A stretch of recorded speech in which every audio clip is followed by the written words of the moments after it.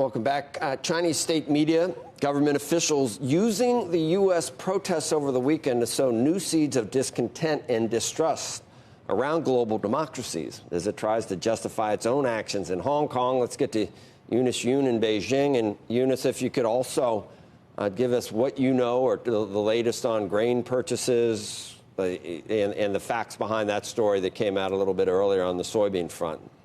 Good morning. Yeah, that's right. Good morning to you, too.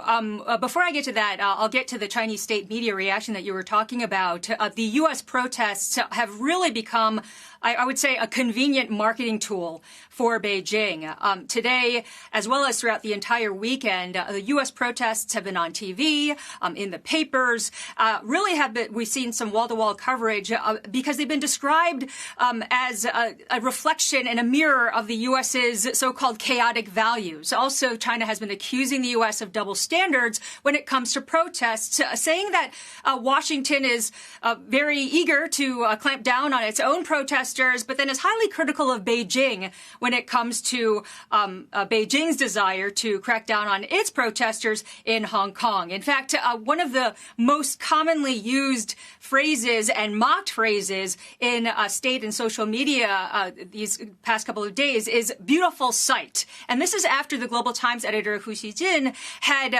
rhetorically asked House Speaker Nancy Pelosi if she would describe the U.S. protests as a beautiful sight in the same way that she described the demonstrations in Hong Kong. And also officially, a foreign ministry spokesperson, when challenged on Twitter about the new laws that Beijing plans to impose on Hong Kong regarding national security, she posted one line, and that was, "I can't breathe," which is, of course, the famous last words of George Floyd.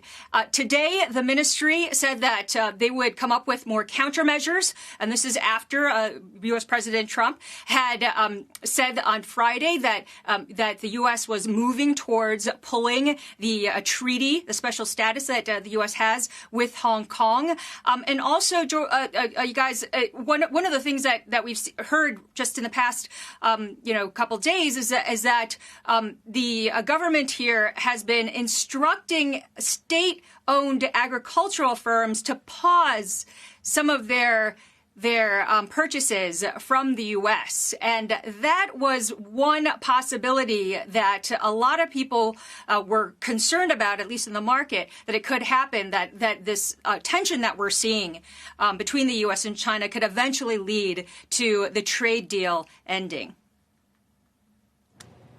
Yeah. All right, Eunice, thank you. It is, I don't know, kind of propaganda, right? It's annoying. There are differences. We've got our issues here, obviously, but taking an opportunity to say, look, every protest is the same is just doesn't seem, it's disingenuous, but it's more of the same of, I guess, what we've been hearing, a lot of disinformation from China in recent months.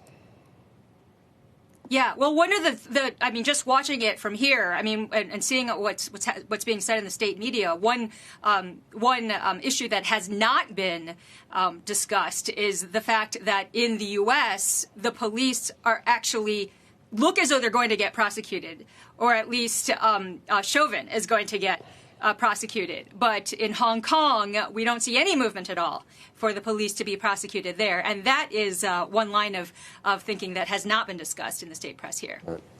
All right, Eunice, thanks. Keep us updated on all things related to trade as well as we watch, as we watch developments there being impacted by all these things. Anyway, thank you.